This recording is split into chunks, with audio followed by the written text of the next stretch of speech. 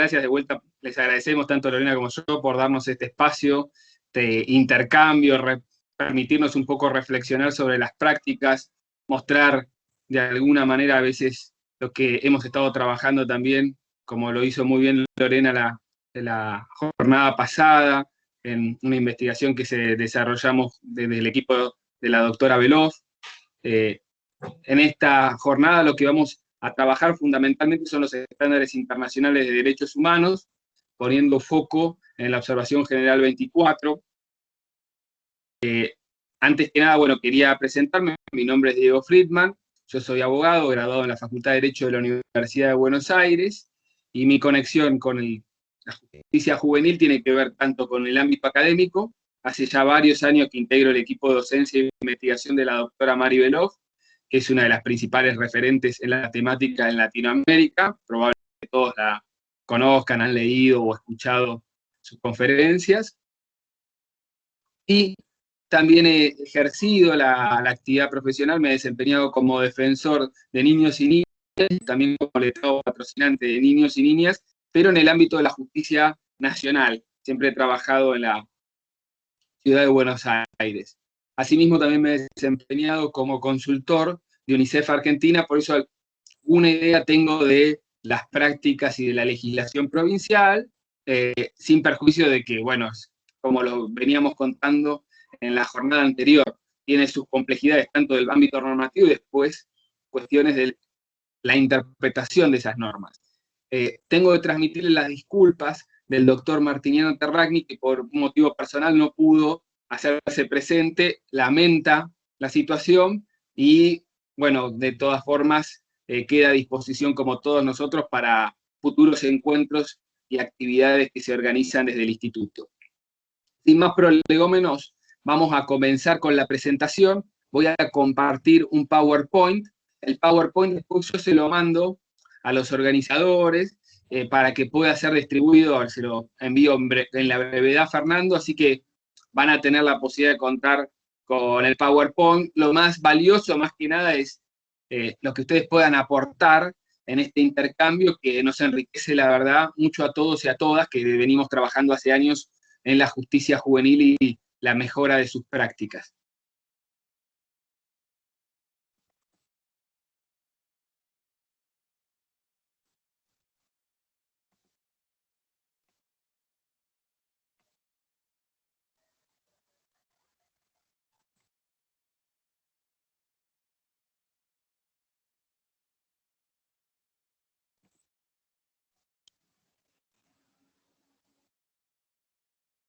Bueno, antes de comenzar con los estándares concretos, un poco quiero referir el marco teórico que lo hemos trabajado hace muchos años, bueno, desde la cátedra de la doctora Veloz, que es esta idea que la ha expresado ella en su tesis doctoral, de evitar el doble reduccionismo legal y penal al momento de pensar la justicia juvenil.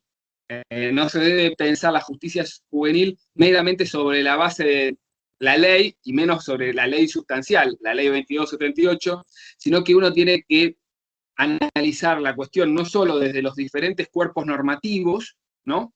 Las legislaciones procesales, las legislaciones orgánicas, sino que también en materia de justicia juvenil es por demás relevante la interdisciplina y pensar la justicia juvenil como un campo en donde van a intervenir profesionales también de las ciencias sociales para pensar las respuestas adecuadas, tanto como salidas alternas, ¿no?, a la pena, como también para el momento de definir la necesidad y el monto de la pena. Y por el otro lado, tampoco pensar esto como un campo limitado estrictamente al derecho penal y a los penalistas, sino pensar también la articulación que tiene que tener la justicia juvenil con todos los organismos de protección. Ahora lo vamos a ver un poco con los lineamientos de la Observación General 24 en relación con todo lo que son salidas alternas, conocidas como remisión, por ejemplo, en diferentes instrumentos normativos en la Argentina. Y en esto también hay que tener en cuenta también la articulación, también con la justicia con competencia en materia de familia cuando estamos hablando, bueno, en algunas jurisdicciones, con las medidas de protección. En este sentido, esto implica no limitar muchas veces la discusión a las garantías sustanciales y procesales de los adolescentes. Desde ya, desde nuestra visión, yo soy un penalista, Lorena también es penalista, uno es donde pone el principal foco cuando muchas veces analiza el sistema de justicia juvenil, verificar el cumplimiento del principio de proporcionalidad, de legalidad, el derecho de defensa, pero no tiene que ser el único foco, y si nos tomamos en serio la idea de realmente prevenir la delincuencia juvenil, lograr el contenido de resocialización que tiene que tener tanto el proceso como la sanción juvenil, tenemos que traer al escenario los derechos económicos, sociales y culturales y también ambientales, los que se denominan como DESCA, ¿no? Y esto también es lo que vamos a trabajar en la jornada de hoy, sin perjuicio, como les decía, poner mayor foco en la observación general 24, pero la observación general 24 y estos lineamientos forman parte de un corpus iuris de protección de la infancia, que muchas veces se señala la Convención de Derechos del Niño, pero no es solo la Convención de Derechos del Niño el único instrumento en el derecho internacional de los derechos humanos, sino que hay instrumentos de carácter universal, como el Pacto Internacional de Derechos Civiles y Políticos, o de carácter regional, como la Convención Americana.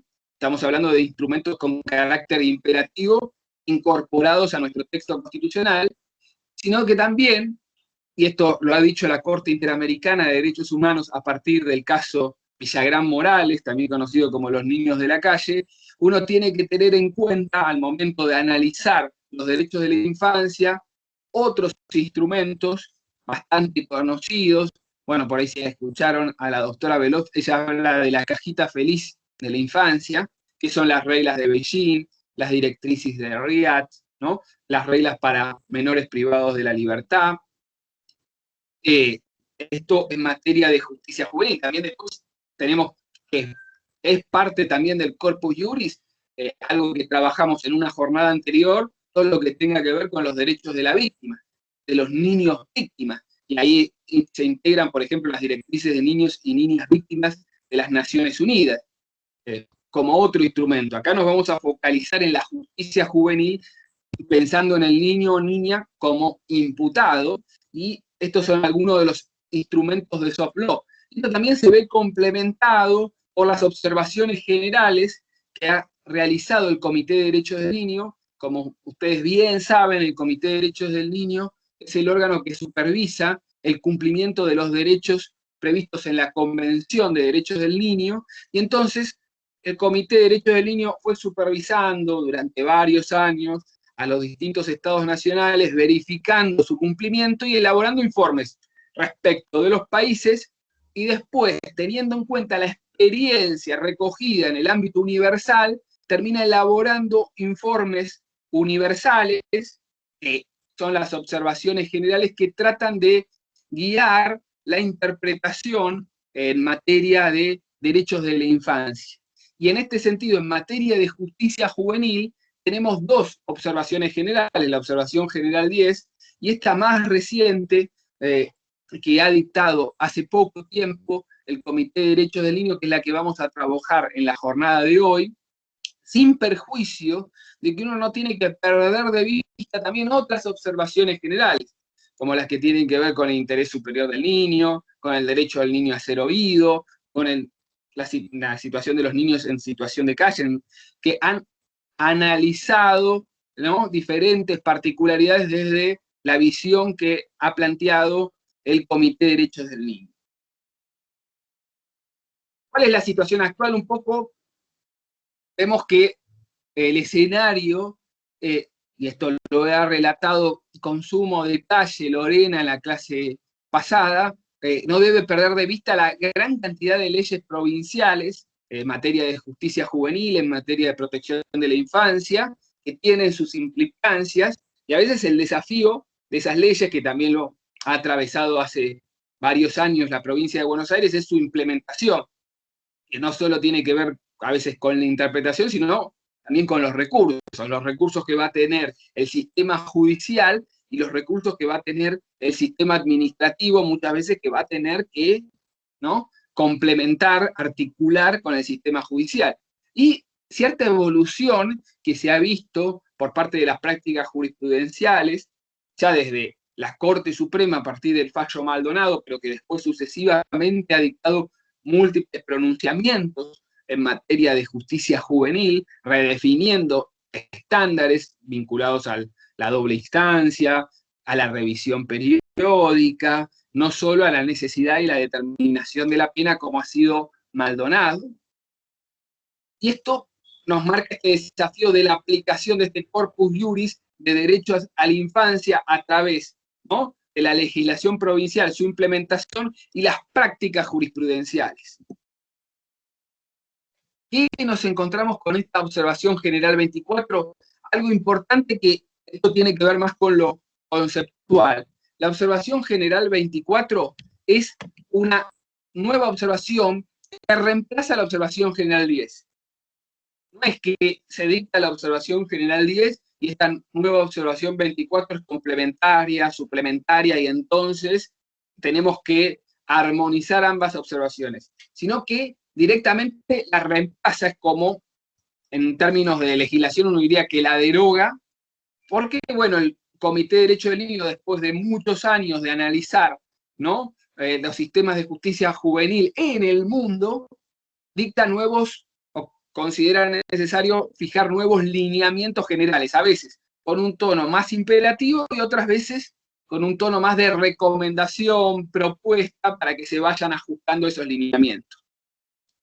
Vemos que la observación general 24, esto de alguna manera lo vamos muchas veces a referir ligeramente porque ya son criterios bastante asentados en la legislación provincial, en los estándares jurisprudenciales, muchas veces consolida criterios de la observación general 10. Es decir, prácticamente reitera el texto. Mucho de lo que tiene que ver con la determinación de la pena, fijando esta idea de proporcionalidad que tiene que tener los hechos, y también la culpabilidad del joven, que siempre es menor que la de una persona adulta. Vemos que lo que hace la observación general 24 es reiterar los criterios de la observación general 10, lo cual demuestra cierta consolidación, cierta estabilidad en esos criterios. Después vamos a precisar, en una lectura que ya le hemos hecho, que agrega nuevos estándares. Entonces hablamos de cierta progresividad. Y esto en concreto, por ejemplo, con edad mínima de responsabilidad penal juvenil, donde progresivamente va fijando estándares más estrictos el Comité de Derechos del Niño, teniendo en cuenta en este caso mucha de la evolución de la neurociencia. Y acá vemos un poco cómo impacta la interdisciplina en el análisis del fenómeno de la justicia juvenil. Y por otro lado, vamos a hacer algunos señalamientos que han modificado algunos estándares, algunas precisiones que hacía en la observación general 10 ahora no las hace, y esto llama a la reflexión. Como les decía, uno puede tomar el criterio de la observación general 10 o considera que también ese estándar que podría ser más beneficioso para el niño o la niña ha quedado derogado. Uno no lo puede considerar como un estándar internacional. Es decir, podría admitirse cierta regresividad en la observación general 24. Este es un interrogante que, bueno, como les digo, esta observación general 24 es del año pasado y todavía no ha tenido mucha posibilidad de ser aplicada, interpretada, debatida, discutida con profundidad por el tiempo en el que se ha originado y el tiempo que se ha aplicado. Vamos a ir viendo paulatinamente distintos temas en concreto abordados por esta observación general 24. Uno es el principio de especialidad. Y acá hay una clara consolidación, es decir, la observación general 24 defiende, como también ha hecho la Corte Interamericana, una idea fuerte de especialidad, donde dice, la justicia juvenil tiene que ser especializada, pero desde la detención policial, la judicatura, el sistema judicial, ¿no?, la infraestructura judicial, la fiscalía, la defensoría. Es decir, marca esta idea muy fuerte e intensa de una justicia juvenil especializada en todos sus tramos, desde la detención del niño por la policía, por ahí está el alojamiento en un lugar especializado, el momento de la detención, toda la intervención de un sistema judicial especializado, jueces especializados, fiscales especializados, defensores especializados, y después un establecimiento especializado para el cumplimiento de la sanción penal juvenil. Ahí también ha hecho foco en esta idea de la intervención de equipos interdisciplinarios, es decir, no es solo, ¿no?, que un juez tiene que tener cierta especialidad por sus conocimientos en la temática, sino que tiene que contar con la intervención de un equipo interdisciplinario que haga un seguimiento sistemático, continuo del adolescente, y que estos informes después tengan impacto. Y acá para mí siempre me resulta muy importante, y que esto es una cuestión ya de reglamentación y de práctica, que haya informes periódicos de la situación del adolescente, y que estos informes sean necesarios siempre para adoptar salidas alternas, para definir la necesidad y el monto de la sanción, al momento de definir medidas cautelares, ¿no? Ahí es relevante siempre tener en cuenta el dictamen del equipo interdisciplinario. Y de una justicia juvenil articulada siempre con el Poder Judicial, competencia de familia, competencia civil, y con el poder administrador, que va a ejecutar las sanciones, que va a tener también salidas alternativas, que va a tener los organismos de protección, en su caso. Y después nos marca algo que ya es también propio del corpus juris, la necesidad de que los jueces juveniles, los fiscales, los defensores, tengan una capacitación especializada. Y ahí, bueno, vemos que muchas veces la capacitación especializada prácticamente los convierte en algo, para decirlo de alguna manera con cierta llaneza, los convierte en todólogos, porque tienen que saber no solo los derechos del niño, y se habla de psicología infantil, sociología, criminología, ciencias del comportamiento. Es decir, a mi juicio, digo, la capacitación de operadores de justicia, pero lo que es más importante es la articulación con los equipos interdisciplinarios, debido a lectura, análisis de los informes concienzudos que realice el equipo interdisciplinario, porque tampoco una persona puede convertirse en especialista en disciplinas tan complejas como la sociología, y a mi juicio hay que ponerse mayor énfasis cuando se habla tanto de la capacitación como la selección de magistrados, fiscales y defensores en el conocimiento de la situación de los niños y las niñas, en su experiencia de trabajo con adolescentes, en el conocimiento de justamente los lugares de atención, de los lugares de derivación respecto de los niños y de las niñas, que les permiten una mejor, ¿no?, articulación, ya sea con el órgano administrador, ya sea con otros lugares que puedan derivarse a los adolescentes. Esto ya nos marca, ¿no?, este principio muy fuerte de especialidad, que también es compartido por la Corte Interamericana, ¿no?, desde el fallo Panchito López, pero después mantenido en precedentes posteriores, nos marca ciertas situaciones problemáticas. ¿Qué pasa con la ejecución de la pena? Tanto, ¿no?, cuando estamos hablando de penas extensas y en donde la persona adolescente o joven ya tiene que cumplir la pena, y una pena extensa la cumple, ya tiene 24, 25 años, entonces tiene que ser trasladado a un establecimiento de adultos. Esto lo vamos a ir viendo, y también vamos a ver qué marcan esta observación general 24. Y también el control de esa ejecución de la pena tiene que estar a cargo de un órgano especializado en materia de justicia juvenil, o puede ser un juez de ejecución.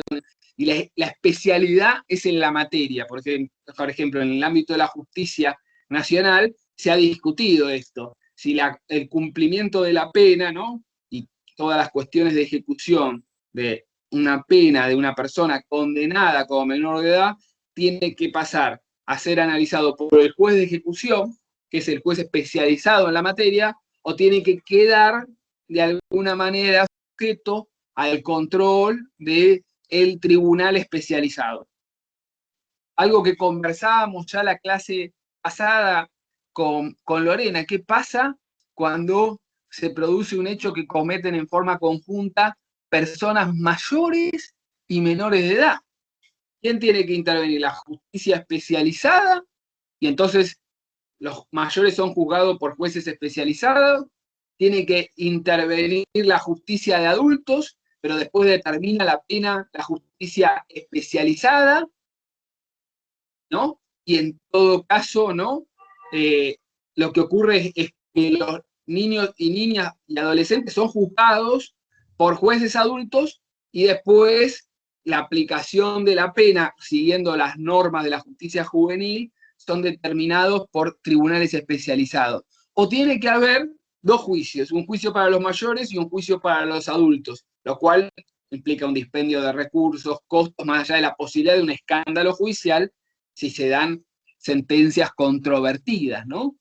En este sentido, la observación general 24 no establece, como lo comentábamos en la clase pasada, no establece un sistema, lo único que marca es la importancia de que siempre se apliquen respecto de las personas menores de edad las normas de la justicia juvenil. Y ahí coincide con un precedente de la Corte Suprema, en donde la Corte Suprema no consideró inválido que los adolescentes sean juzgados por tribunales de adultos, siempre y cuando la determinación de la pena la realice un tribunal especializado aplicando las normas de justicia juvenil. Y siempre y cuando en todo el proceso se hayan respetado los estándares de la justicia juvenil.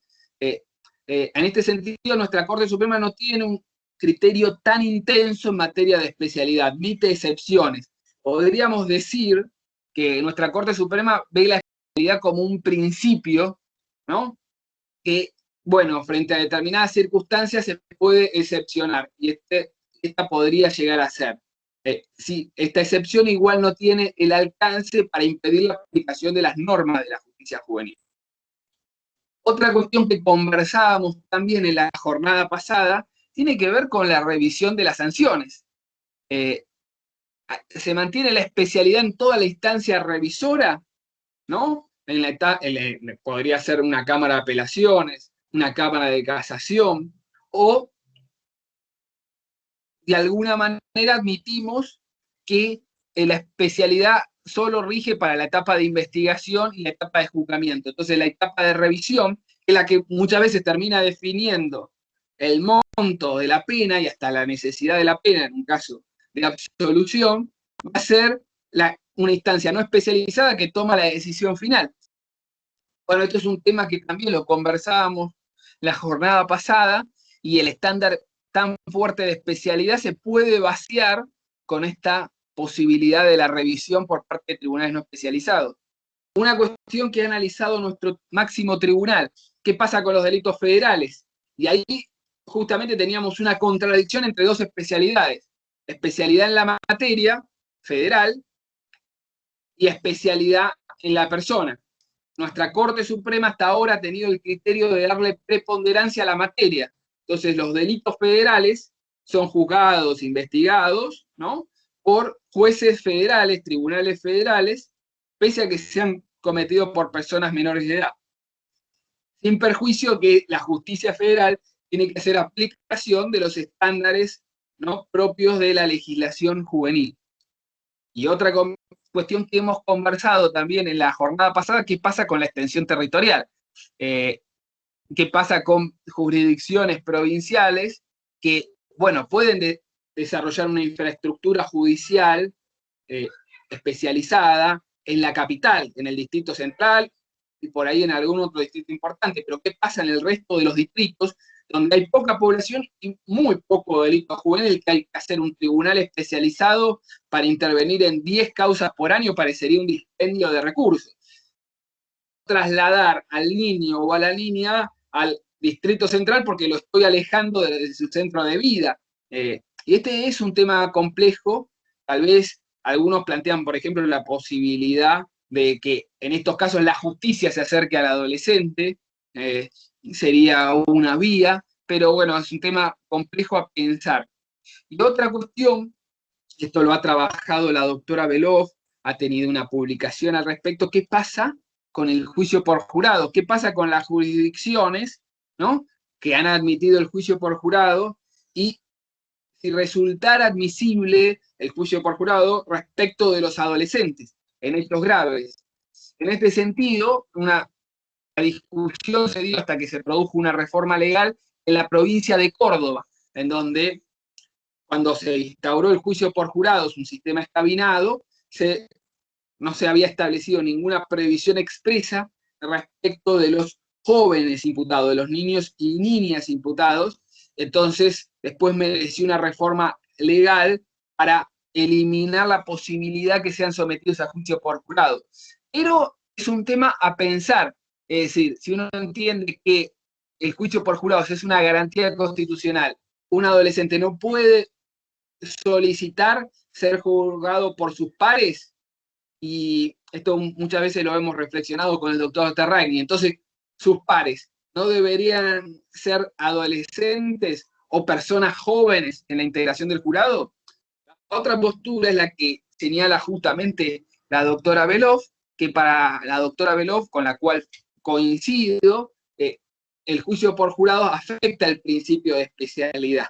Es decir, la especialidad requerida por las normas internacionales, este corpus juris, exige que el juzgamiento sea por tribunales especializados, lo cual veda la intervención de los jueces populares, aún a pedido del niño o de la niña. Pero es un tema abierto porque no está clarificado en esta observación general 24, por ejemplo.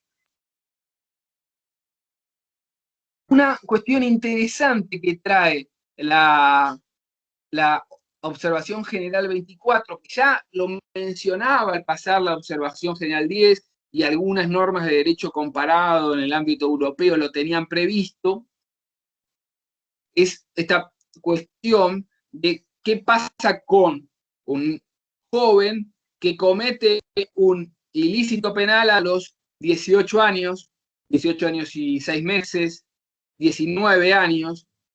¿Por qué va a ser tratado en forma diferente respecto de un adolescente que comete el hecho delictivo a los 17 años y 6 meses? Entonces, algunos países, y esto lo recomienda la observación general 24, ya lo tenía la observación general 10, permiten expandir un tramo más la posibilidad de aplicar la justicia juvenil hasta los 20, 21 años de edad, teniendo en cuenta, digo, que esta ampliación no es automática, no funciona como una regla, sino que deberá analizar muchas veces el delito, las circunstancias del joven, ya hablando de una persona mayor de 18 años de edad, para aplicar la justicia juvenil en este caso concreto.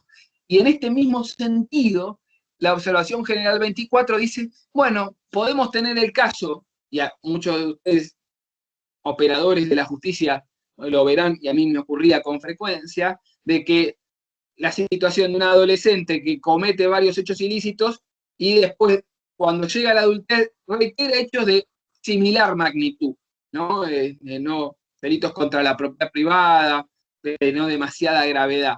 Entonces, por ahí tenemos a una persona sometida a 2, 3 o 4 procesos por hechos cometidos cuando tenía entre 17 y 20 años. Y ahí lo que dice la observación general 24 es que se recomienda como pauta unificar también estos hechos bajo la justicia juvenil cuando existen motivos razonables. No da mucha precisión que entiende por motivos razonables. Yo interpreto donde uno ve cierta continuidad en la gravedad de los ilícitos y ve la conveniencia de dar una respuesta ya unificadora en el ámbito de la justicia juvenil.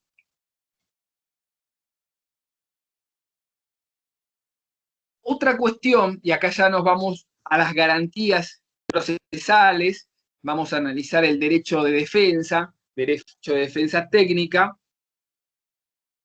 y acá la observación general 24 marca con énfasis algo que, bueno, en la Argentina históricamente se ha aceptado de esta forma, el derecho de las personas imputadas a contar con asistencia letrada, y en el caso que no la pueda proveer, sea provista en forma gratuita por parte del Estado. Acá, la observación general 24 pone énfasis en una cuestión que es, no tiene que ser un abogado, si estamos hablando de un defensor oficial, un jurídico, utiliza este término, es decir, no tiene que ser una persona que todavía no terminó su formación ni tiene experiencia en el litigio, sino que tiene que ser un abogado con experiencia y especialidad en la temática, es decir, le da una exigencia extra que no estaba tan claramente prevista en la observación general anterior.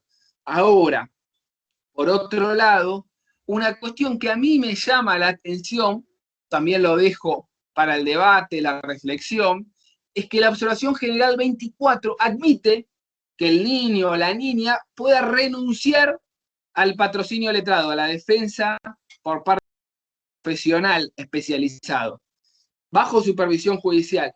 Acá se toma un lineamiento más, lo que diría muchas veces la doctora Veloz, liberacionista, es decir, se está casi asimilando al adolescente con el adulto, admitiendo que pueda tomar esta decisión de renunciar, ¿no?, a la defensa técnica, que a mi juicio, y esta es de vuelta mi interpretación, para mí debería ser irrenunciable para el adolescente. En todo caso, el adolescente puede pedir la designación de otro abogado, puede designar un defensor particular, pero para mí siempre tiene que contar con la asistencia judicial por parte de un profesional, y es más, a mi juicio siempre tiene que estar presente en cada momento en que el adolescente le toca intervenir, ¿no?, ya sea cuando presta declaración o cuando participa en algún otra prueba que se desarrolla, por ejemplo, una rueda de reconocimiento. Se remarca también la confidencialidad entre las comunicaciones entre el adolescente y su abogado defensor. Y otra cuestión donde se detalla con más, ¿no?, profundidad en esta observación general 24 es la participación de los padres. Y acá, familiares, acá lo que toma el Comité de Derechos del Niño, y esto ya lo venía desarrollando en otras observaciones, ¿no?, no atinentes a la materia de justicia juvenil, es lo que tiene que ver con los referentes afectivos, quiénes son los auténticos cuidadores, porque muchas veces, supongo que a ustedes en la práctica les habrá también tocado trabajar en situaciones similares, a veces los que se encargaban muchas veces del seguimiento de la causa, cuando yo era abogado defensor, a veces no eran los padres, sino que por ahí era un abuelo, una abuela que tenía más tiempo, más posibilidades, o estaba directamente a cargo del niño o la niña porque los padres no se habían hecho cargo de esa situación. Entonces, lo que refiere la observación general 24 es que tenemos que tener en cuenta a los auténticos cuidadores para que participen en el proceso. Y remarca la importancia que se les dé la posibilidad de intervenir por la asistencia psicológica y emocional que suponen al niño. Y esto es importante, que estén presentes justamente los padres cuando el niño o la niña tiene que intervenir durante el procedimiento. Y esto también es fundamental en un tema, y acá les dejo también la recomendación, al momento de que el niño o la niña tenga que prestar declaración ante la justicia, ¿no?, que se garantice la presencia de su defensor y también de los padres para justamente dar la mayor protección al momento del hecho, el momento de ese acto procesal. Acá les dejo la recomendación de una serie muy buena en Netflix al respecto del caso de los 5 chicos del Central Park que confesaron un hecho tremendo, un hecho de violencia tremenda hace varios años, y al final la confesión después determinó la justicia sobre la base de pruebas de ADN que fue falsa y fue generada por la presión que sufrieron los chicos por no tener asistente legal al momento de declarar y en algunos casos no tener la presencia de un padre que pudiera darle el soporte psicológico y emocional y evitar estas falsas confesiones. Esto en el ámbito, ¿no?, como se ocurre en el sistema norteamericano, donde muchas veces las declaraciones de los imputados se prestan directamente ante funcionarios policiales.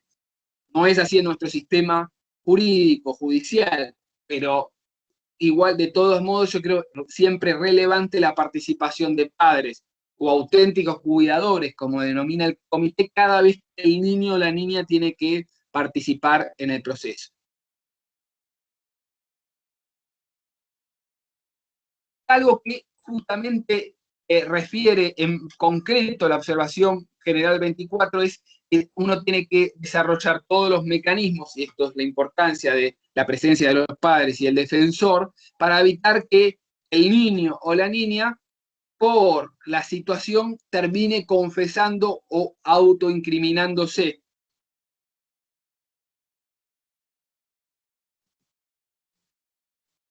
En relación con la defensa material, la observación general 24 pone énfasis en justamente el suministro de información en un lenguaje comprensible al niño, a la niña, que tiene que ser sobre todo el proceso de justicia, sobre las distintas medidas. Esto, algo que remarca el comité, es que el proceso judicial se tiene que, en el caso de que el niño o la niña no comprenda el idioma, tiene que contar con un intérprete o algo que es interesante, que incluye la observación general 24. Esto, bueno, habría que verlo en algunas localidades de nuestro país, pero en Europa también es un tema interesante a debatir, es que hasta puede desarrollarse en el idioma del niño.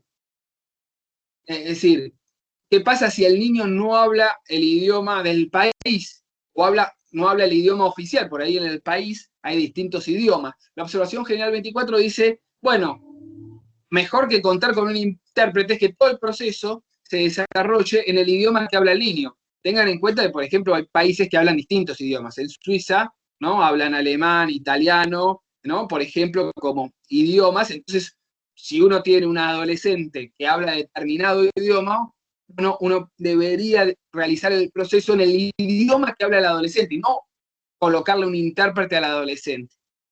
Esto es justamente algo que remarca la observación general 24 para que el adolescente entienda lo que ocurre en el proceso.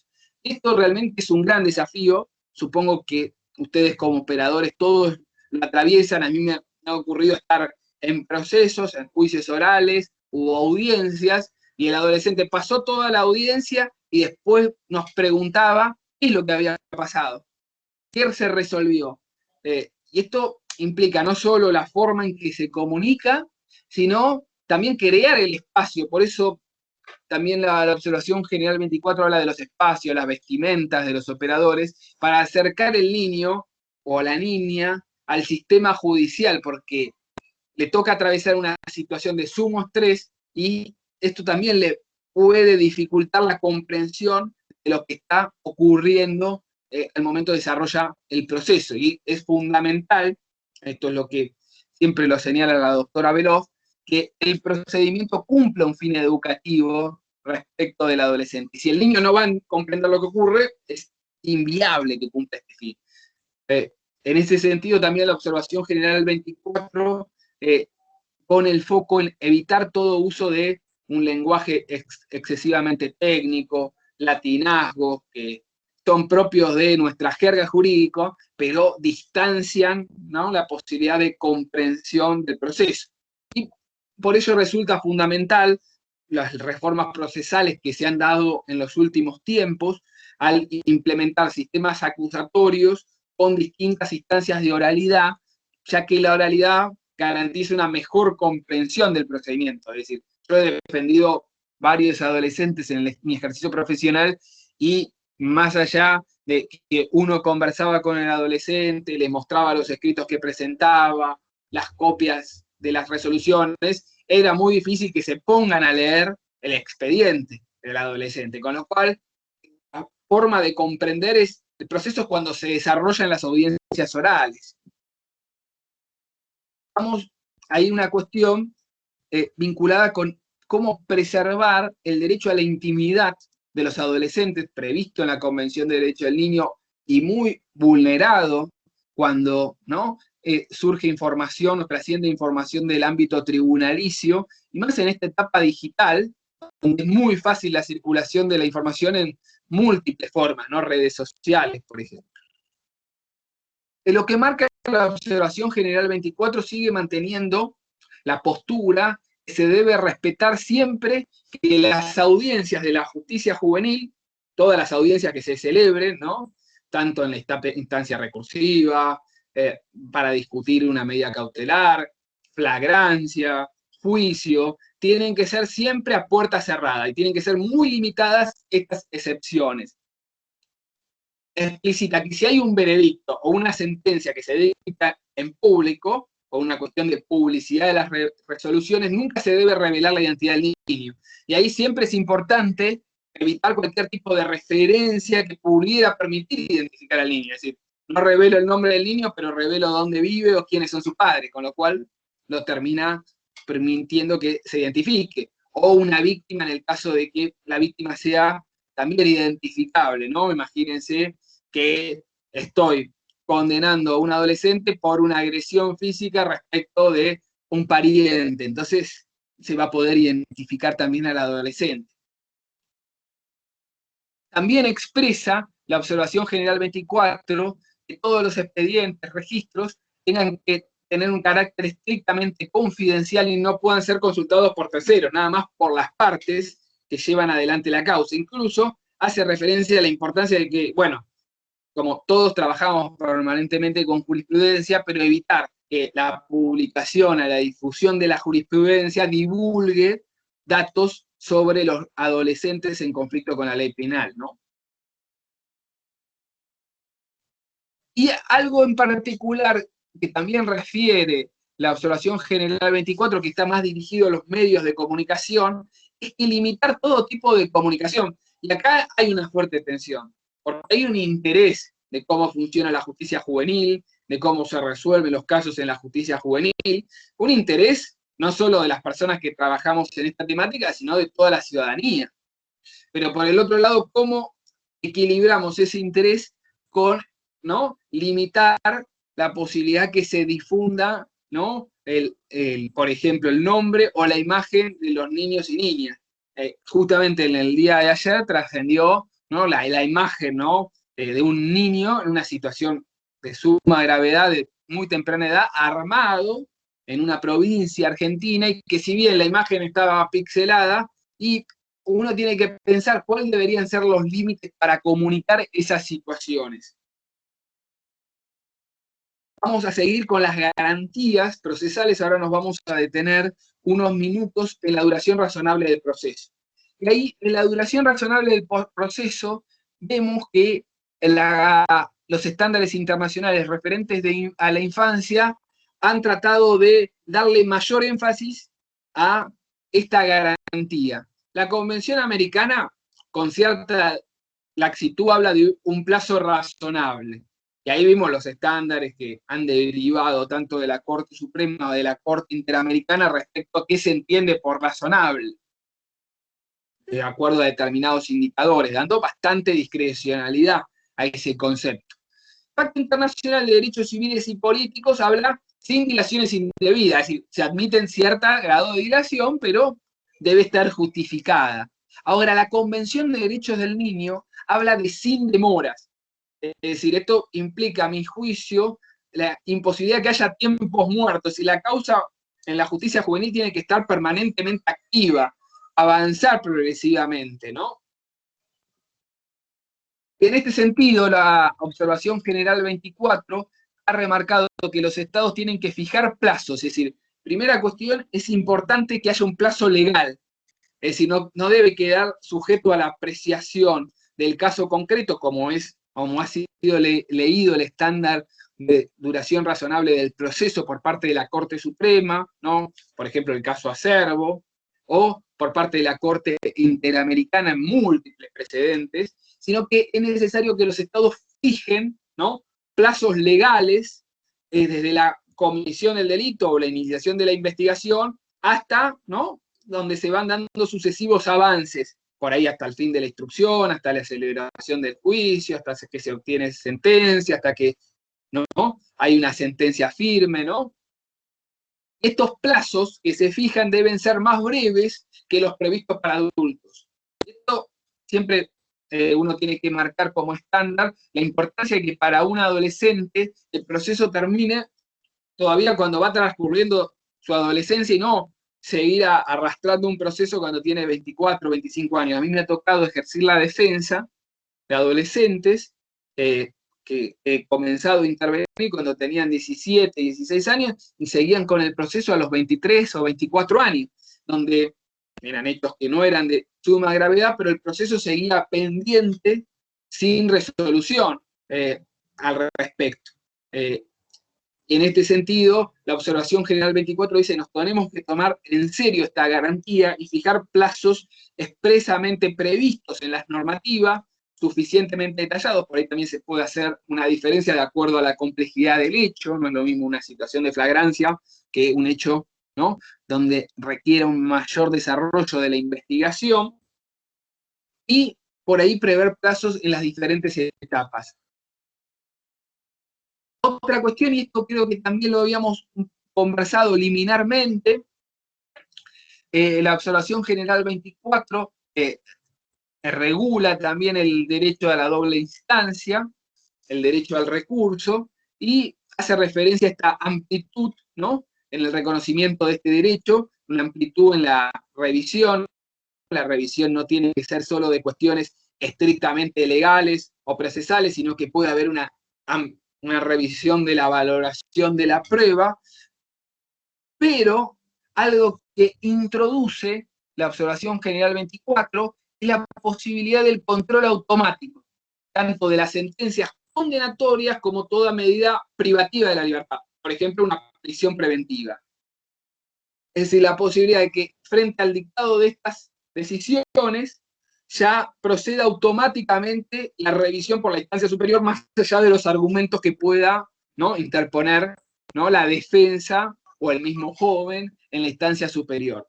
Esto es un tema bastante novedoso en nuestro sistema jurídico. Sabemos que muchas veces la instancia que tiene, la vía procesal que tiene este mecanismo es justamente la habeas corpus, que tiene un control por parte del superior.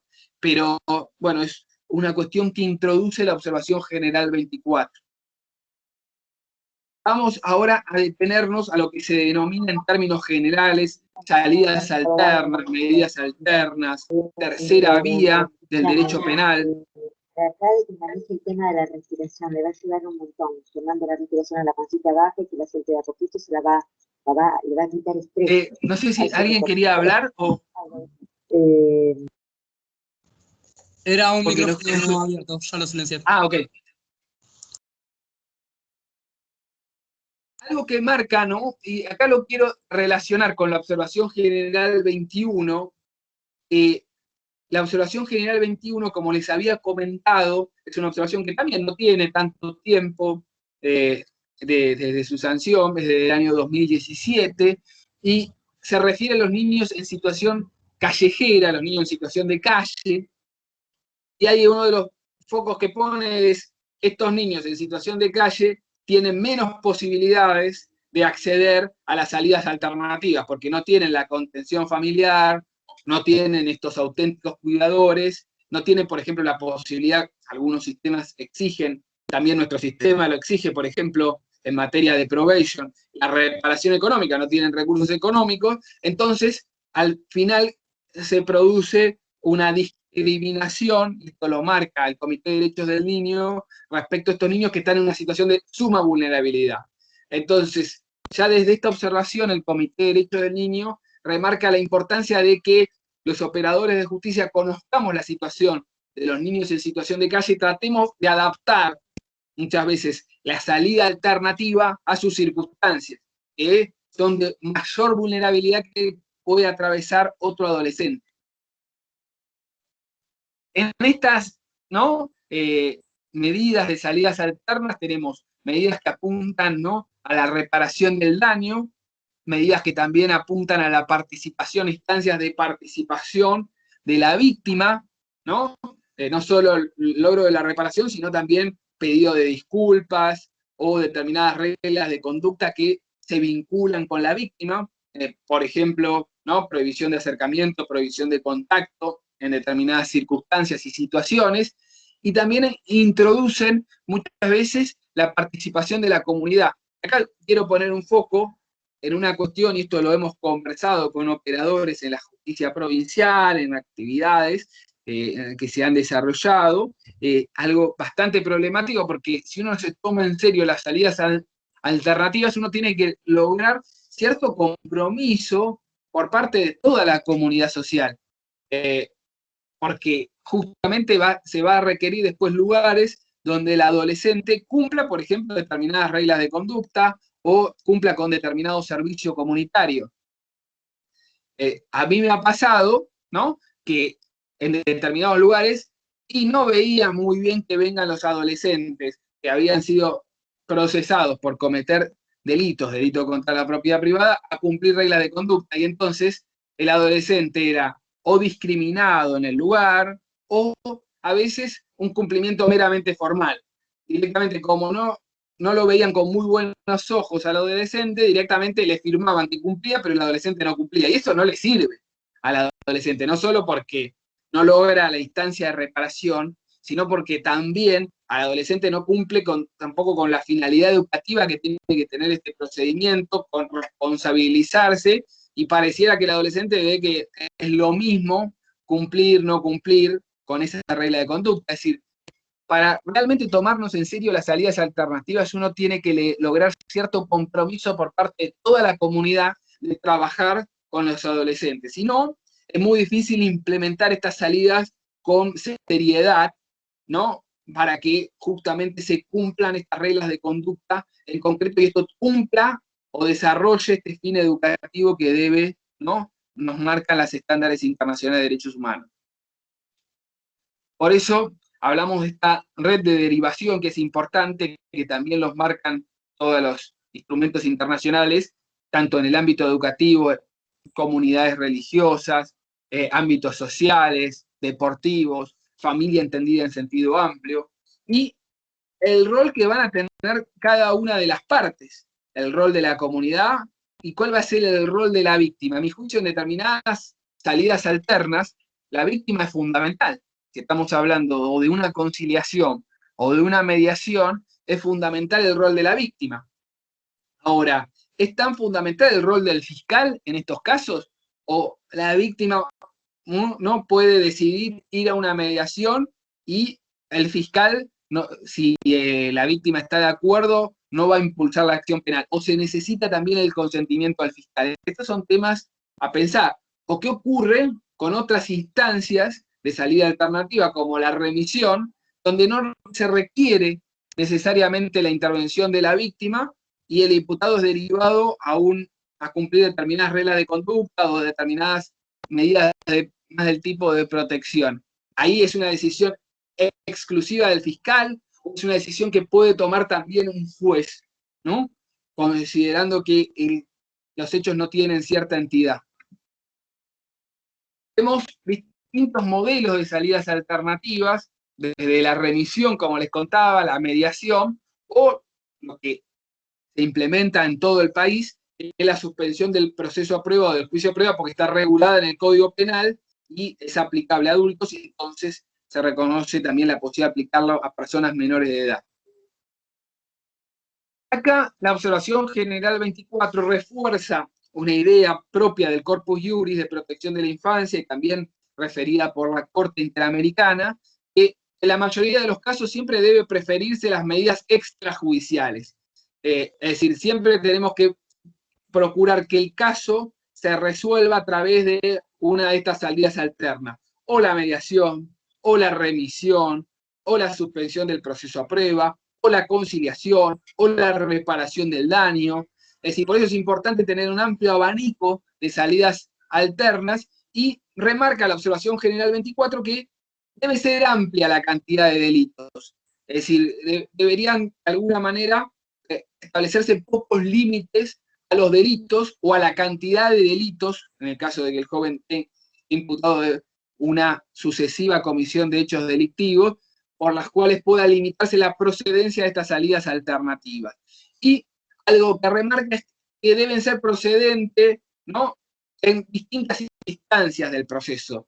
Es decir, tanto en la etapa de investigación como si está en la etapa de juicio, la posibilidad de recurrir a estas medidas extrajudiciales, con lo cual esto un poco afecta algunas normas procesales que limitan la procedencia de las salidas alternativas, estableciendo plazos de caducidad, es decir, hay un plazo de caducidad para solicitar la probation, y si, por ejemplo, está fijado ya la fecha de juicio, ya no procede la probation.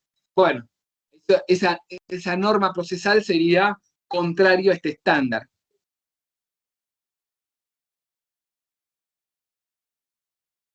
Acá es justamente el comité no recomienda en concreto ninguna de las salidas alternativas, sino que acá deja librado a lo que se conoce como margen de apreciación de los estados diferentes opciones dentro de lo que se entiende como salidas alternativas, justicia restaurativa, que dependerá muchas veces de los recursos que cuentan, ¿no?, cada uno de los países y de sus experiencias.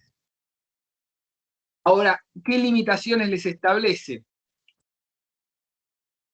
Establece que se disponga siempre de pruebas fehacientes que el joven ha cometido el delito, es decir, no una aplicación automática, si tenemos una mera denuncia respecto de un adolescente o una sospecha y ya proceder con una salida alternativa, sino que tiene que haber sido precedida mínimamente de cierta investigación que acredite la comisión del hecho y la participación del adolescente, sin perjuicio que esto nunca implica, ¿no?, de ninguna manera que el adolescente reconozca el hecho. Es decir, ser sometido a estas salidas alternativas no le van a generar ningún antecedente respecto de la comisión de un delito. El adolescente tiene que dar siempre su consentimiento a estas salidas alternativas, cualquiera de estas, en forma libre y voluntaria. Y acá es importante, de vuelta, la asistencia letrada. Ahora, algo que la diferencia con la observación general 10 es que no es necesario el consentimiento de los padres o de los auténticos cuidadores. Es decir, el adolescente, pese a que los padres se opongan, puede dar su consentimiento para someterse a estas medidas extrajudiciales. Esto es una diferencia con la observación general 10. Estas medidas extrajudiciales nunca deben implicar la privación de la libertad, más allá de ¿no?, del lugar en donde se aplique una privación de la libertad y cómo se denomine, y se pueden extender más allá de la mayoría de edad.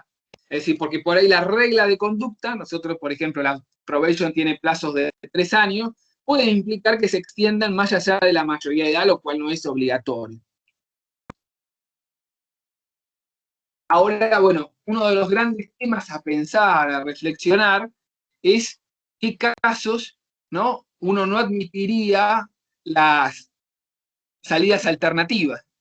Casos, por ejemplo, de discriminación, donde por ahí no es la mejor respuesta y menos por ejemplo, una instancia de justicia restaurativa que implique una mediación. ¿Qué pasa con el abuso sexual simple? Si es necesario siempre una respuesta penal sancionatoria, o uno puede utilizar salidas alternativas en caso de menor entidad. ¿Qué ocurre con la tenencia de estupefacientes para consumo personal, que todavía sigue siendo delito en nuestro sistema, más allá del precedente Arriola? ¿Qué ocurre con la tenencia o la aportación de arma de fuego?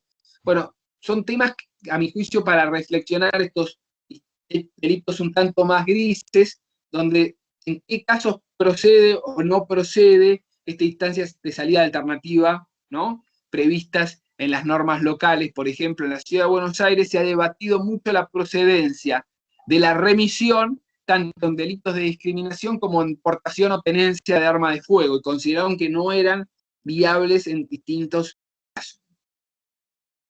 ¿Qué ocurre con la suspensión del proceso a prueba? ¿Cómo adaptarla, ¿no?, la suspensión del proceso a prueba? Una cuestión fundamental para mí, para adaptarla, y creo que esto también lo hemos conversado, es el ofrecimiento de reparación económica. Es decir, teniendo en cuenta que los adolescentes, y nuestro país adhiere justamente a un sistema donde trata de limitar al máximo el trabajo infantil, ¿no?, poniendo edades mínimas bastante altas en comparación con la región. Bueno, si los adolescentes en principio no deberían trabajar, no van a tener recursos económicos para ofrecer una reparación. Entonces, no debería ser ¿no?, un requisito de una probation, una suspensión del proceso a prueba para menores de edad en nuestro país, sino que debería ser sujeto solo a reglas de conducta. ¿Cómo controlar la suspensión del proceso de prueba? ¿Quién se encarga de este control? Si tiene que ser un control más del tipo administrativo, judicial, si va a tener intervención la víctima, si va a tener intervención la fiscalía. Y algo que lo ha analizado con mucho detalle el doctor Martiniano Terragni es la retroactividad de la disposición tutelar. Si el adolescente, desde que fue detenido, fue sometido a un tratamiento tutelar, que como sabemos, al momento de la declaración de responsabilidad tendría que haberse extendido como mínimo un año, pero muchas veces estos procesos penales juveniles se extienden bastante tiempo, y esto tiene que ver con la garantía de duración razonable del proceso. Entonces, por ahí el joven fue sometido 6 meses, un año y medio, o a veces hasta los 2 años, hasta que llegó a la mayoría de edad, ¿no? A tratamiento tutelar, si uno puede considerar el tratamiento tutelar como parte de las reglas de conducta. Esto es justamente lo que el doctor Terragni llama probation retroactiva. Vamos a pasar ahora a otro de los temas que generan bastante debate en nuestro país, es la edad mínima de responsabilidad penal juvenil y qué lineamientos ha dado la Observación General 24 que profundiza los estándares ya establecidos en la Observación General 10. Como bien saben, el artículo 40 obliga a que los estados fijen legalmente una edad mínima, no puede quedar a discreción de la justicia y esta edad mínima no debe ser muy baja. Ahora, algo que remarca la Observación General 24 es que los niños por debajo de la edad mínima, ¿no? Y que incurren en actividades ilícitas, bueno, quedan sujetos a determinadas asistencia y de servicios de protección, pero no pueden quedar sujetos, ¿no? Justamente a medidas adoptadas en el marco de procesos penales. Es decir, este es un estándar marcado, ¿no? Por, ¿no? La Observación General 24. La Observación General 24 justamente establece que más de 50 estados partes ya han elevado la edad mínima de responsabilidad penal juvenil y en general la edad más común a nivel internacional, ¿no? Es los 14 años de edad. Entonces, una recomendación que ya hace la Observación General 24 es que los países vayan incrementando la edad hasta llegar a los 14 años, y esto lo marca como el estándar de mínima. En este sentido, se nutre también de las neurociencias y establece y refiere que los niños por debajo de esta edad, los niños de 13, 12, 11 años, ¿no? No tienen la capacidad, el discernimiento para ser sometidos a un proceso penal y menos a una sanción penal. El comité justamente recomienda a los estados que los niños recomienda a los estados que se vaya incrementando la edad, y esto ya es, por eso les digo, la edad de 14 pareciera que ser un piso que establece como estándar la Observación General 24, el Comité de Derechos del Niño recomienda que progresivamente los estados vayan incrementando esta edad hasta los 15, los 16 años, y esto lo vincula con lo que es la prevención, es decir, entiende que justamente los estados tienen que fijar una edad mínima alta, entre 15 y 16 años, como recomendación para intervenir respecto de los jóvenes por debajo de la edad a través de medidas de protección que va a implementar o los órganos administrativos o los órganos judiciales, ¿no? A través de determinados procedimientos. Esta intervención tiene que ser siempre multidisciplinaria y contar con el apoyo familiar y comunitario, y remarca 2 medidas excepcionales. Es decir, estos jóvenes de 13, 14, 15 años que están por debajo de la edad mínima tienen que recibir medidas de protección. Excepcionalmente se los va a separar de la familia y uno debería seguir trabajando con la familia para lograr que vuelva al medio familiar, reingrese al medio familiar. Y muy excepcionalmente habla del alojamiento en una residencia. Estos son los términos que utiliza la observación general 24, y este alojamiento en una residencia tiene que estar sujeto siempre a revisión judicial periódica y por el tiempo más breve que sea posible. Estos son justamente los estándares que marca la observación general 24 respecto a niños por debajo de la edad mínima de responsabilidad penal juvenil. Ahora nos vamos a detener, y esto ha motivado un artículo que hemos escrito con el doctor Martiniano Terragni en relación con la prisión preventiva y demás medidas cautelares, y justamente las referencias que hace la Convención de Derechos del Niño y las precisiones de esta observación general 24. Como bien saben, la prisión preventiva y las demás medidas cautelares tienen que neutralizar, y esto surge con claridad de la Convención de Derechos del Niño, ¿no? Tienen que neutralizar los peligros de fuga, la obstaculización del proceso, los que puede, ¿no? Derivar, ¿no? En la imposibilidad de realizar o completar el proceso penal.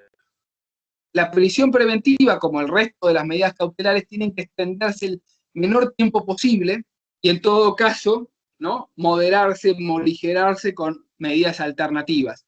Siempre la adopción de medidas cautelares requiere de ciertos elementos de cargo, ¿no? En el sentido de que tiene que haber pruebas que vinculen al adolescente con un hecho delictivo. Y el hecho delictivo debe tener cierta entidad por la cual, si estamos hablando de una prisión preventiva, al adolescente le corresponda la aplicación, ¿no? De una pena privativa de libertad si se llega a verificar la comisión del hecho. Es decir, esto tiene que ver con el estándar de proporcionalidad. Y otro estándar referido es que tiene que ser, ¿no? El último recurso posible. Uno tiene que descartar otras medidas alternativas como cautelares para poder implementar, ¿no? La prisión preventiva. Ahora, ¿qué establece la observación general 24 en relación con la prisión preventiva? Primero, un estándar de legalidad, ¿no? De que la prisión preventiva tiene que estar expresamente prevista, regulada en las normas procesales, y acá yo entiendo que tiene que estar regulada en forma específica en las normas judiciales, es decir, en las normas procesales, es decir, tiene que haber una regulación específica de la prisión preventiva respecto de los adolescentes. Tiene que haber prioridad en la tramitación. Esto también lo marca la observación 24, es decir, las causas con adolescentes privados de la libertad por medio de la prisión preventiva, algo que es usual en nuestra práctica, tienen que tener prioridad en su tramitación, algo que también refiere como estándar la observación general 24. Ahora, ¿en qué casos procede? La observación general 24 dice: procede la prisión preventiva para asegurar la comparecencia del joven, es decir, para neutralizar el peligro de fuga, y si es un peligro inmediato a los demás. Es decir, en determinadas situaciones donde uno puede verificar que el adolescente pueda desarrollar conductas que pongan en peligro la vida de la víctima o de grupos cercanos a la víctima. Estos son el único supuesto, es decir, la observación general 24 no admite la aplicación de la prisión preventiva cuando el adolescente obstruye la investigación o para garantizar la recolección de la prueba. El único supuesto vinculado a esto sería cuando, por ejemplo, tenga que declarar a la víctima y probablemente uno considere que la declaración de la víctima, ¿no?, es una prueba fundamental en el hecho que se está investigando, y el adolescente, ¿no?, amenace a la víctima y esto suponga un supuesto de peligro inmediato hacia esa víctima que tiene que prestar la declaración. Pero esto lo marca un criterio muy interesante, la observación general 24, por lo cual limita la procedencia de la prisión preventiva. Nos deja solo un supuesto de peligro procesal, que es el peligro de fuga. En cambio, la recolección de medidas de prueba no debería habilitar la aplicación de la prisión preventiva respecto a adolescentes de acuerdo a este estándar de la observación general 24. Algo que, bueno, en las causas de adolescentes es frecuente, ¿no?, que su simplicidad y el hecho que en muchos casos se dan en situación de flagrancia, no resulta necesaria la prisión preventiva para recolectar los elementos de prueba.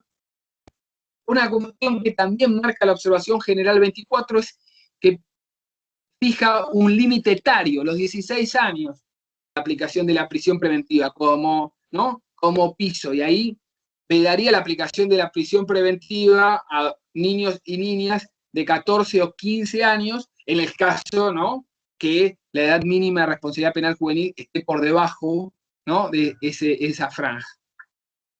Y refiere que la prisión preventiva procede para cuando hay motivos de preocupación, que a mi juicio uno lo derivaría de la idea de que estamos frente a hechos graves, porque estos serían los motivos de preocupación, ¿no? Un delito con cierta entidad. Y otro estándar que reitera esta observación general 24 es el examen periódico, la revisión periódica de la duración de la prisión preventiva, lo cual, frente a pedido o del niño, o de la niña, o del defensor, debería, o también establecido por las normas procesales, debería proceder una revisión periódica de su procedencia o si se habilita su morigeración. Y la prisión preventiva, de acuerdo a estas normas, a la observación general, ¿no?, se marca una duración máxima de 30 días para presentar una imputación formal, lo que podría ser, no sé, un requerimiento de elevación a juicio, una acusación, y 6 meses para obtener una sentencia definitiva. Es decir, se trató de establecer ciertos plazos de duración máxima de la prisión, vinculándolos a actos procesales. Ahora, no hay un plazo para todo el trámite recursivo que muchas veces, ¿no?, se genera después de la adopción de la sentencia definitiva. En relación con los establecimientos, para facilitar justamente la prisión preventiva siempre, y la implementación se interna al niño en un centro situado lo más cerca posible de la residencia de la familia, es decir, para facilitar justamente la situación del adolescente, tiene que estar cerca de su grupo familiar, ¿no? Y tienen que ser siempre instalaciones específicas donde se separa al niño que esté cumpliendo la pena del niño que esté privado de la libertad por medio de este instituto. Ahora, también la observación general 24 recomienda el uso de medidas cautelares alternativas. Ahora, estas medidas cautelares alternativas deberían competir con la prisión preventiva, es decir, no es que estas medidas cautelares alternativas deberían ser aplicables, ¿no?, justamente como medidas complementarias o para los casos donde no procede la prisión preventiva, sino que deberían tratar de desplazar a esta prisión preventiva para evitar un mayor control de los adolescentes con cierta intensidad, restringiendo sus derechos. Tengan en cuenta que como medidas cautelares alternativas uno puede tener desde el uso de brazaletes hasta medidas más intensas como el arresto domiciliario. Ahora, estas medidas cautelares alternativas sin perjuicio que no implican la privación de la libertad durante, ¿no?, en forma corrida, deben satisfacer los fines procesales, tiene que haber elementos de cargo, deben ser excepcionales, debe respetarse el principio de proporcionalidad, tienen que extenderse el tiempo mínimo posible y tienen que estar también sujetos a exámenes periódicos. También refiere la observación general 24 alguna estándar respecto de la detención del adolescente por parte de la policía, que debería ser, como referíamos al principio de esta jornada, funcionarios policializados, en donde deben ser detenidos los adolescentes en un lugar especializado, ¿no? Justamente no deberían compartir espacios con adultos, y debe ser inmediatamente entregado a los padres, a menos que obviamente se adopte una medida cautelar, y se tiene que evitar cualquier tipo de transporte de alguna manera en vehículos policiales donde se identifique, ¿no?, que el adolescente esté detenido, y esto obviamente afecta a esta idea que veníamos desarrollando previamente de la protección de la intimidad y el honor del adolescente. En relación con las sanciones penales juveniles, la observación general 24 reitera muchos de los estándares, como ya les había hecho en forma precedente, ya previstos en la observación general 10, en donde habla de la idea de la proporcionalidad, en relación a la gravedad del hecho y también con las circunstancias del adolescente. Esta idea siempre, el sistema universal de derechos humanos, de buscar justamente la sanción no alternativa, entonces utilizar siempre la sanción privativa de la libertad como última vía, ¿no? Ahora, una cuestión que remarca la observación general 24, que innova en relación con la observación general 10, es que prohíbe lo que son las penas mínimas efectivas. Es decir, prohíbe, ¿no?, que haya escalas mínimas, ¿no?, o que haya la posibilidad de aplicar una escala mínima que sea efectivamente privativa de la libertad. Nosotros, dado el régimen penal de la minoría que nos rige, nos da la posibilidad de absolver algo que no tienen otros regímenes penales en otros lugares del mundo. Ahora, ¿qué pasaría si no tuviera esa posibilidad en la Argentina? ¿No? Uno tiene una escala mínima, igual con la atenuación, que supera los 3 años. Es decir, uno tiene una escala mínima que va de 5 a 15 años. Entonces, ahí la pena mínima aplicable al adolescente sería efectiva de acuerdo a nuestra normativa. Bueno, la observación general 24 recomienda que no haya penas mínimas efectivas, que siempre esté la posibilidad, ¿no?, de aplicar el mínimo de la pena, es decir, lo que se denomina perforar el mínimo de la pena, e incluso aplicar penas condicionales o penas que no sean privativas de la libertad, más allá de la gravedad del hecho. Por otro lado, reitera la recomendación de la Observación General 10 de abolición de las penas perpetuas. Recuerden que la Convención de Derechos del Niño, si bien dice que se prohíben las penas perpetuas, esa prohibición es restringida cuando no hay posibilidades de excarcelación. Es decir, si hay posibilidades de excarcelación, es viable la pena perpetua de acuerdo a la Convención de Derechos del Niño. En nuestro sistema regional ya se ha pronunciado la Corte Interamericana y ha dicho que las penas perpetuas a menores de edad son incompatibles con la Convención Americana. Ahora, en términos internacionales rige esta recomendación del Comité de Derechos del Niño. Y también el Comité de Derechos del Niño acá dice, bueno, para la procedencia de la libertad condicional hay que prever plazos más breves que los que son previstos para las personas adultas.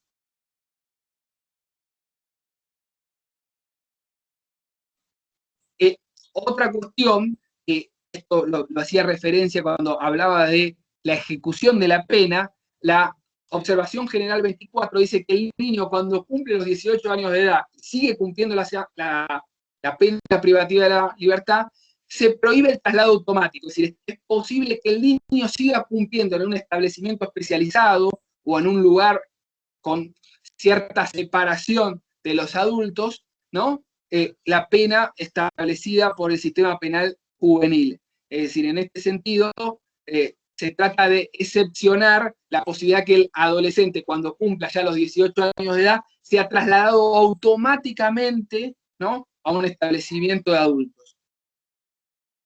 También se marca la posibilidad, ¿no?, la Observación General 24, de suprimir los antecedentes cuando el joven cumple los 18 años de edad, que no pueda ser declarado reincidente, ¿no?, al momento de cometer un delito como adulto. Y en materia de ejecución, un tema que es necesario profundizar, en este sentido, como los mencionaba también la doctora Woto en la jornada pasada, es necesario profundizar en materia de ejecución y es interesante la lectura, por ejemplo, de la ley de Catamarca, desarrolla bastantes estándares en materia de ejecución de la sanción penal juvenil.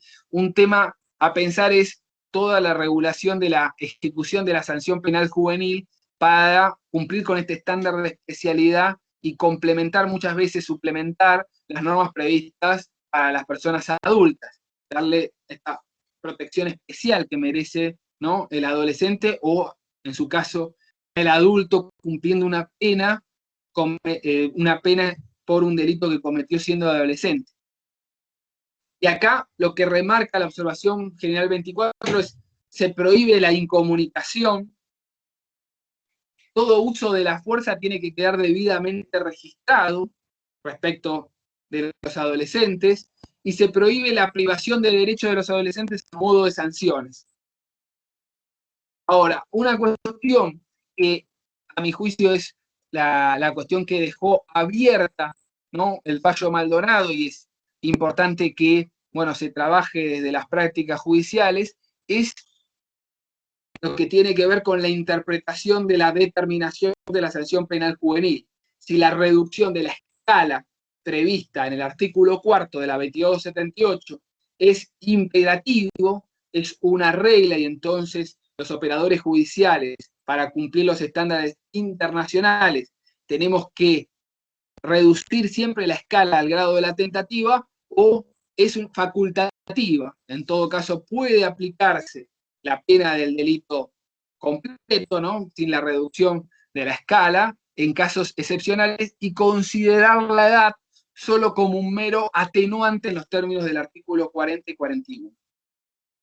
Y por último, ya para finalizar, y dejo a la instancia de aportes, inquietudes, preguntas, interrogantes, recordemos algo que remarca la doctora Beloff, y algo que creo que ya lo he señalado en varias oportunidades, la importancia de que no solo la sanción tiene que cumplir este fin de prevención especial positivo y este fin educativo, sino todo el proceso, y ahí es la importancia de nosotros como operadores de transmitir esto al adolescente mientras se va desarrollando el proceso penal juvenil. Bueno, esta era la última filmina. Ahora voy a dejar de compartir, y bueno, con Lorena en todo caso quedamos a disposición para consultas, preguntas, inquietudes que puedan tener.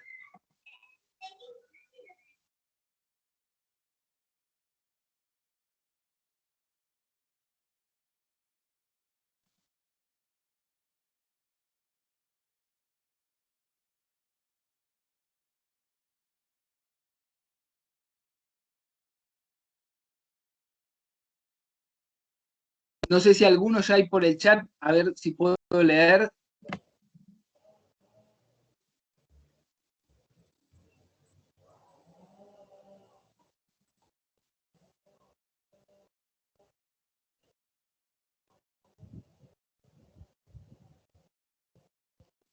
A ver, Josefina Dalmazo.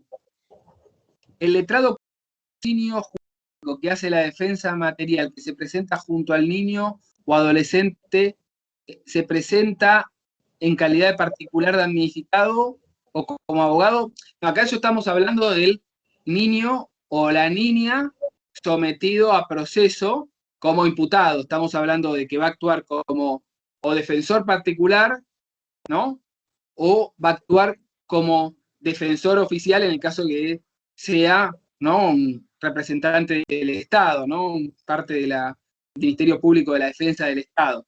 En todo caso, bueno, puede ser que haya un niño o una niña víctima, y en todo caso va a tener un letrado patrocinante que va a actuar, ¿no?, en ese caso el niño o la niña va a actuar como particular damnificado, pero estamos hablando de otro supuesto. Creo que había una mano levantada. No sé si, Lorena, querés comentar algo o aportar algo que me haya olvidado, o que quieras dar alguna precisión. No, que te hayas olvidado no, pero justamente anoche hablaba con el secretario de la Defensoría de Niñez, Defensoría Penal de Niñez de Jujuy, y particularmente estábamos hablando de este tema de la ausencia de normas de ejecución y de juzgados de ejecución especializados. Es el juez que impone la pena o que impone la medida, quien controla la ejecución, y esto ocurre en casi todas las legislaciones provinciales del país, no sé si me escuchan. Y justamente él traía a colación de esta problemática el tema de también la afectación de la parcialidad en aquel que presenció y estuvo en el debate y después va a controlar esa pena que impuso, ¿no? O sea, que ese era un problema que se vislumbraba al momento de la ejecución, más allá del problema de aquellas provincias que directamente la ejecución está a cargo del juez de ejecución penal de adultos, ¿sí? Otro problema que se había resuelto por la Corte Suprema de Jujuy con respecto a quién determinaba la pena, ¿sí?, es el mismo juez que hace la investigación, que está en la investigación, y esto tiene que ver con una cuestión de que no hay otro juez. Y entonces la Corte Suprema resolvió en esa provincia que es preferible a que sea un juez ordinario. vinculado a todo esto que estábamos hablando, que estabas hablando del tema de la especialización y la ausencia de órganos de especialización en distintas provincias. No sé si alguien tiene alguna pregunta.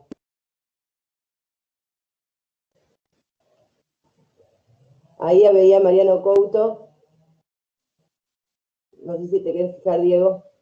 ¿Y cuál sería, según su criterio, el plazo que debería regir? Y es que, a ver, yo creo que el plazo tiene que definirse muchas veces en cada jurisdicción, de acuerdo a los recursos, de acuerdo a sus complejidades, de acuerdo a los delitos que se suelen presentar. Yo creo que es una buena práctica diferenciar lo que es situaciones de flagrancia que permitan resolver el caso con mayor facilidad que otros delitos que requieren, generalmente no se dan en situación de flagrancia y requieren mayores medidas de investigación, ¿no? Imagino, por ejemplo, agresiones sexuales, ¿no? Donde también uno tiene que también encontrarle cierto tiempo a las víctimas, más allá de que uno trata de trabajar con celeridad, pero por ahí la víctima no está en condiciones de declarar, no está en condiciones todavía de ser sometido a los peritajes, y esto lo hemos conversado en la jornada pasada, entonces uno tiene que encontrar cierto equilibrio. Por eso digo, un plazo legal, un número de días o un número de meses es difícil precisarlo en abstracto, hay que analizar cada lugar en forma concreta, sin perjuicio de lo cual para mí sería ideal siempre tratar de resolver las causas antes de que los jóvenes cumplan la mayoría de edad, ¿no? Entonces estamos hablando de procesos que duren entre 1 y 2 años, la mayoría son todos operadores, sabemos que en general los hechos no tienen demasiada complejidad, la complejidad es la situación de los adolescentes, ¿no? La investigación de los hechos, a diferencia de causas en donde se ven involucradas personas adultas que pueden tener mayor complejidad. Pero en este sentido, yo creo que la idea siempre ha sido una pauta de nuestro sistema de organización judicial, que cada provincia fije los plazos razonables y en todo caso tal vez uno puede prever alguna cláusula un tanto abierta que permita discutir en determinadas causas, ¿no? Donde el fiscal pida determinado plazo para producir, ¿no? O terminar la investigación o llevar la causa a juicio. Y que se fije el plazo para esa causa en concreto, más allá de haber un plazo legal genéricamente establecido. Esa también es una vía que se puede optar. A ver, no sé si querés agregar algo más.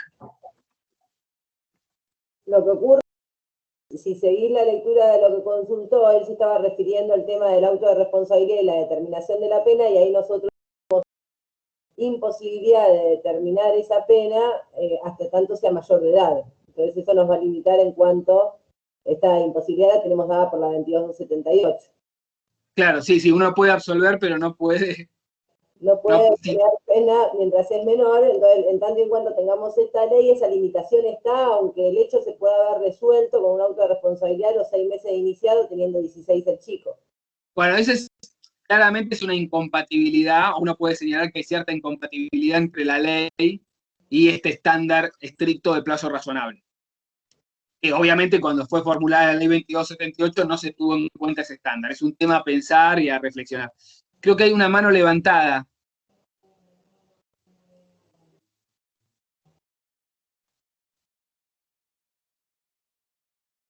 ¿Por qué no se pueden ver las personas que hablan? Sí, Josefina Dalmazo tiene la mano levantada.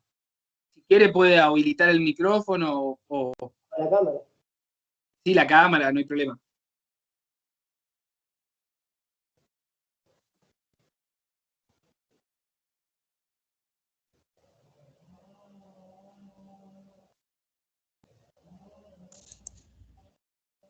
Creo que la mano de Josefina había quedado levantada desde hoy más temprano. No sé si ella o alguno de los demás participantes quiere desmutearse y participar. Ay, no, ahí pide perdón, pero bueno. No, si querés decir algo, Josefina, o aportar algo más, fue bueno, muy bueno tu aporte también.